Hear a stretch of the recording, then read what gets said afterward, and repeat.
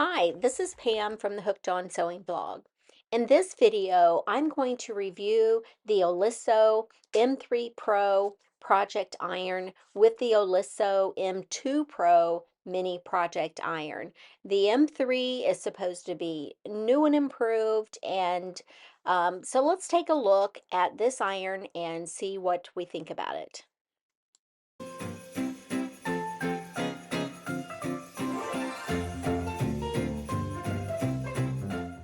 All right, so the first thing I'm going to do is unbox this brand new Oliso M3 Pro Project Iron. Now this iron was provided to me by Oliso in exchange for my review. So in the box you will find the iron, the cord, and an instruction manual, and the manual is written in a couple of different languages. It starts out identifying all the parts of the iron, and then it moves on with a simple quick start guide, your fabric selector talking to you about the soulmate, which is the silicone rest that you rest the iron on.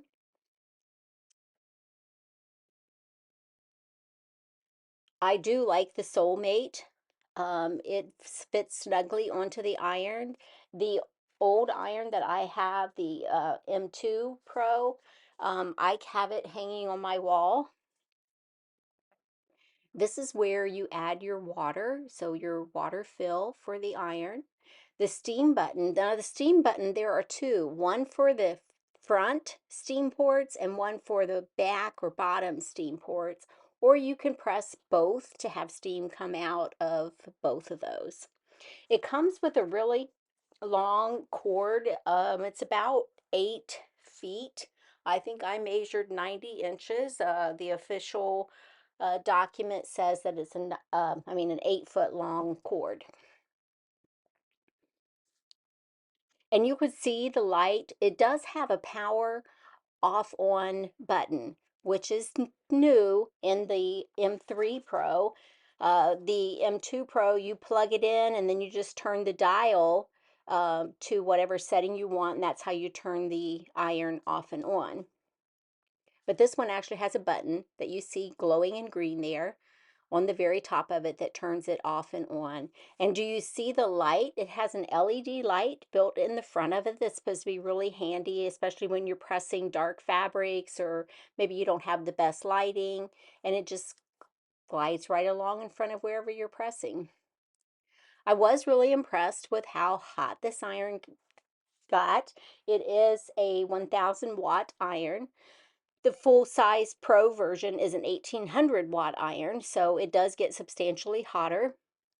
But for a mini iron, this was pretty good, and it heated up pretty quickly.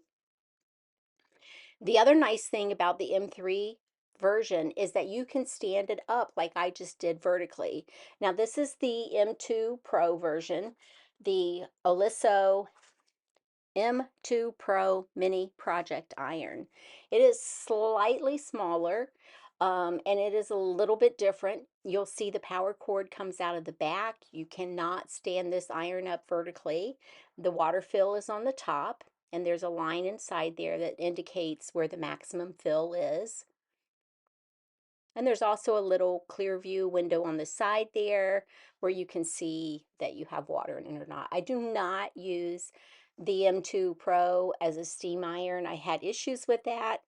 That's why I was excited to get a hold of the M3 Pro version and see how it compares. It is a nice, sleek little iron. You'll notice the front of it. That's the plastic and the metal parts, there's a gap there, and that will allow you to get into maybe bindings, bias tape, sleeves, I mean, somewhere where you need to get in there, small spaces to do some ironing. It's really nice. Now, the steam buttons on the M2 are just, in my opinion, awful. I cannot recommend this iron to you if you want to use it as a steam iron. You have to squeeze the steam buttons really, really hard to get the steam to come out. In fact, I had my 6 foot tall, super strong husband try it, and even he had a difficult time getting steam to come out. So just don't use the M2 Pro with the steam. You will be frustrated. It's also a little awkward to grip the M2 Pro. Those were my biggest complaints about the M2 Pro Mini.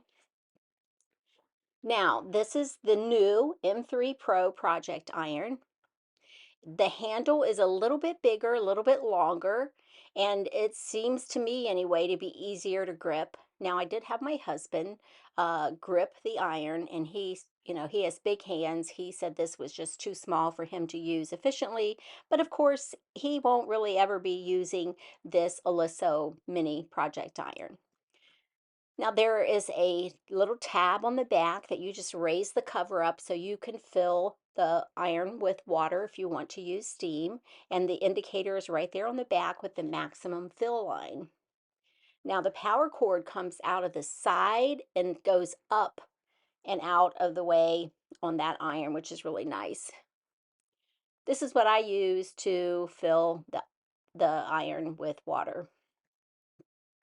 Now they do recommend that you use tap water, not spring water or bottled water, but that you use tap water. Again, this is the on off. You press the button to turn it on. You press that same button to turn it off. And then you can set the dials to whatever setting that you want. And you will actually hear it click at the first stop, the second stop, and the third stop.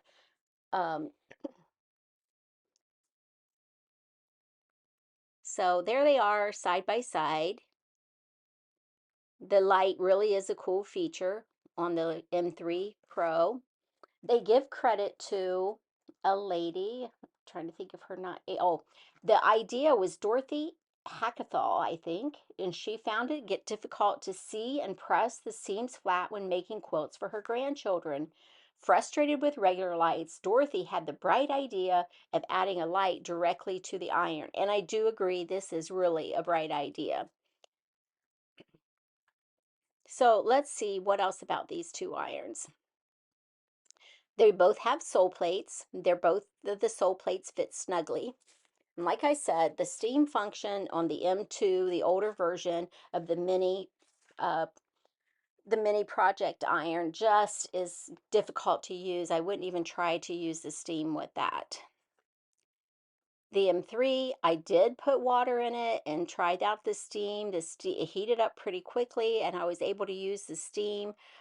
It was really nice. And again, the button on the left by your thumb, if you're right-handed, that is for the front. It will emit steam from the front of the iron. And if you press the button on the right side where your pointer finger is, that will emit steam from the bottom holes of the iron. Or you can push both and have steam emitted from both of them. So here's the bottom. It's kind of awkward to do at this angle, but there you go. You see it's got a pretty good mist.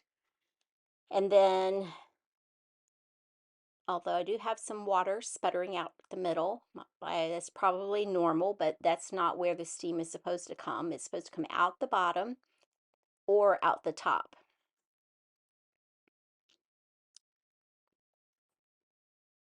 It moves really smoothly. It's pretty easy to grip. My fingers did not get hot. I couldn't feel, the heat of the iron. I didn't do a lot of ironing with it, but I did take some quilt pieces that I was working on and press those.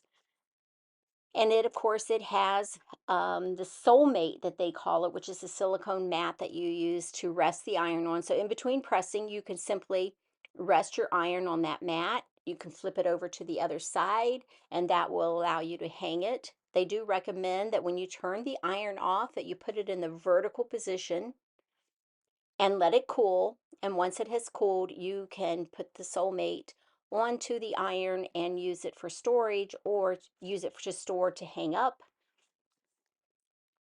Now with the M2 Pro, there is an off position on the iron.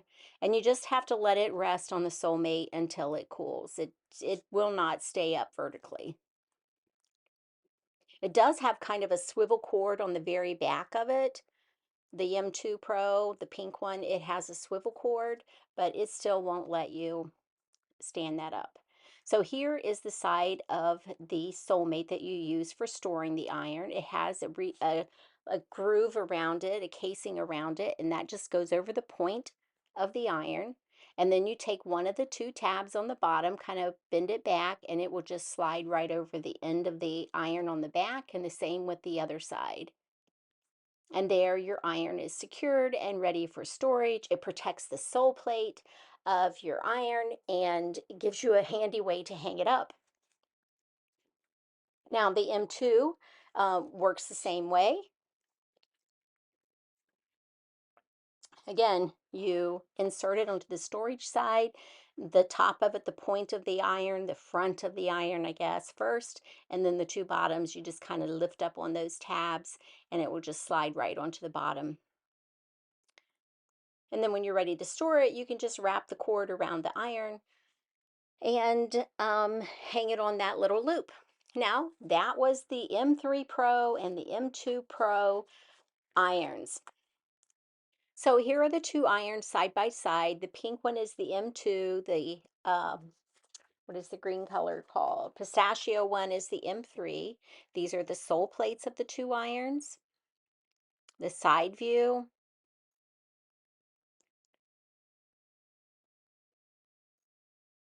The opposite side of the two irons. This is the hand grip on the M2 Pro Mini Project Iron. And I did have issues with this, with my hand getting too close to the heat on the iron. And now this is the M3 Pro. I do like the on-off switch. I like that it has a light on the front of it. I like that the dial lights up and it changes colors, letting you know when it's ready, when it's heated, when it's ready to use. I like that the cord comes off the side and it goes up out of the way. You can stand the iron up vertically. It has a better grip. You can control the steam more effectively, just the front, the back, or both. And again, the putting water in the iron for the steam is really easy. And again, setting it up vertically is a plus. Thank you so much for watching this video. If you have any questions, please feel free to leave them in the comments below. And please come visit me over on Hooked on Sewing. If you like this video, be sure to like it below, subscribe to my YouTube channel, and come visit me over on the Hooked on Sewing blog, and subscribe to my newsletter there. Thank you.